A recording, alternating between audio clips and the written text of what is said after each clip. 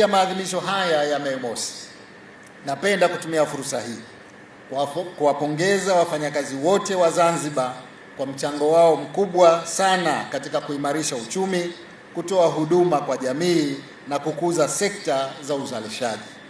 Napenda kutumia fursa hii kuwaarifu kwamba serikali imeamua kuongeza kima cha chini cha mishahara kutoka shilingi 300,000 hadi shilingi 500,000.